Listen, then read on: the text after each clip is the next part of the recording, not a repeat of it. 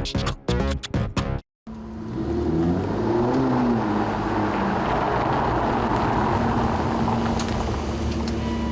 je ljudi poput arhitekta Ante Vrbana koji se sa samo 31 godinom mogu pohvaliti sa 126 svjetskih projekata i činjenicom da su si vlastitim radom osigurali život.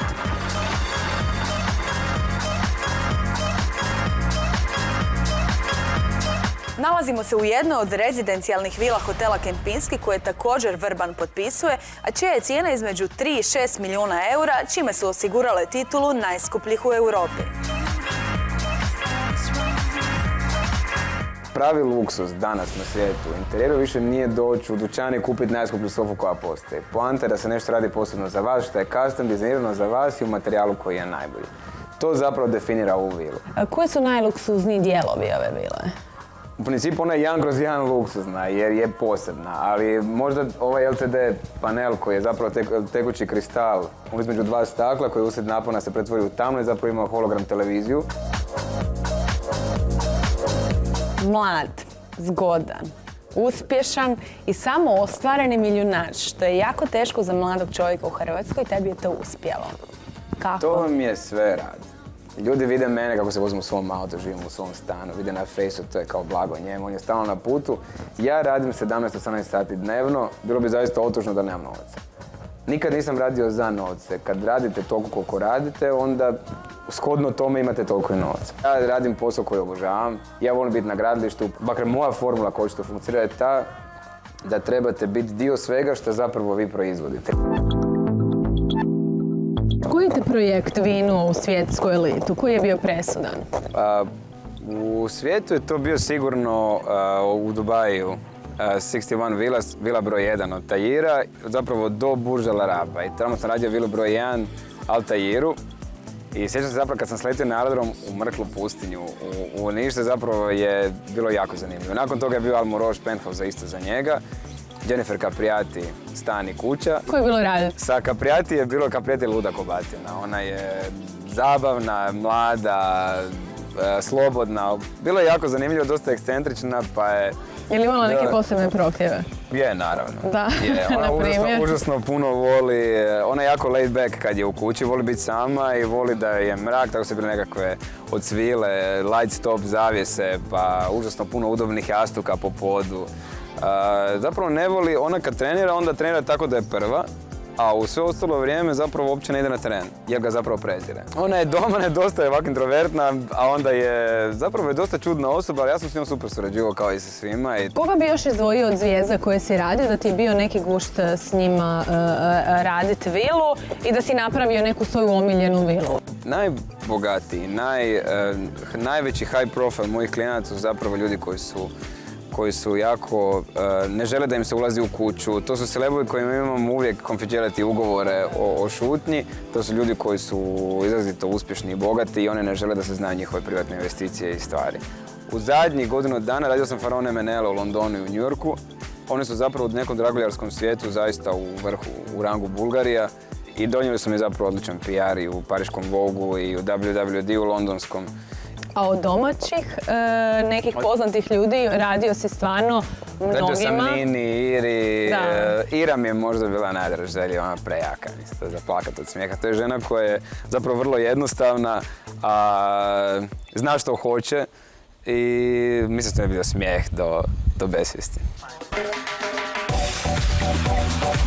Poznate da šeici i Rusi najviše vole izdvojiti novca na luksuzne stvari. Pa što je bilo, recimo, najskuplje što si napravio? Najskuplja stvar je zapravo bila sofa, sam se sjetio, u Moskvi od Kroka od Hermesa. Imala je 5 metara plitka za ledenje sa od pravog isto od Kroka jastucima, izgledala je masano u bijelom farbom. To sam zvao točno Hermes, posebno da za nas nam izdvoje to. Vani ona je koštala strašno. Koliko je bila? Ja mislim da je kvadrat tog materijala bio 18.000 eura. A ona je zapravo imala 5 metara puta metar širine. I u ovoj kući su dosta detalja dizajnirano. Ova kuća zapravo sam cijelu, kao i tu sofu, zapravo napravio sam dizajn ja. To je ono što sam zapravo bio, što uvijek govorim da je pravi luksuz ono što ne možeš kupiti, nego što neko izradi samo za tebe. I Pouch ima Louis Vuitton. Da, ono što mi je zapravo super forga, nakon što sam zapravo napravio Faraone Milano, koji je jedan fashion zapravo su draguljari, sam dobio ulaz u sve stokove od Vogue-a i od tih fashion firmi koje zapravo mogu doći do njihovog materijala, do fashion materijala. Tako da su sofe obučene od Louis Vuittona u kaputu, od njegovog kaputa, od tog materijala. Ovo su Chanel je podstava na stolicama. Bio si jedan od rijetkih uzvanika na proslavi 90. godišnjice Vogue-a u Parizu. To je zapravo veliki prestiž i pozvan si na sve Vogue-ove partije. Kako je došlo do te suradnje? Pa isto preko zapravo Aleksandra Wirtz koji radi, on ima firmu koja se bavi organizacijom i revija i Victoria's Secret koja je najdraža i to i uvijek idem svake godine. Ove godine nažalost nisam uspio zbog posla, sam bio u Moskvi, ali upoznao sam Karin Reutefeldt koja je glavna urednica Vogue-a bila i tako smo zapravo se kliknuli. Ona je takav tip osobe kao što je ona su zapravo moji klijenti. Biografiju ti je pisala slavna Rima Suki iz New York Timesa i to je čak sama insistirala da je napiše. Mislim, to je uistinu veliki kompliment.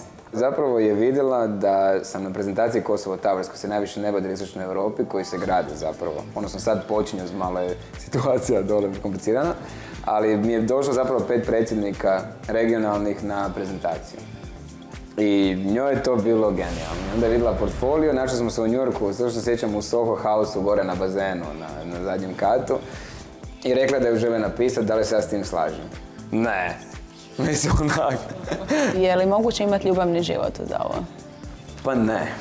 Ne. Znate, mislim, u principu, puno sam uspješan na poslovnom planu nego na privatnom i logično da gravitiram prema poslovnom, naravno. Jednostavno za to, koliko god to grozno zvučilo, nemam vremena. Kad smo kod privatnog života, prošle godine ti se zapravo promijenio skroz život i izgubio si najbližu osobu u životu, našeg Tomu. Koliko ti to promijenilo život? Pa, kompletno. Znate, prije vam neko kaže ne možeš živjeti bez ovoga, ne možeš živjeti.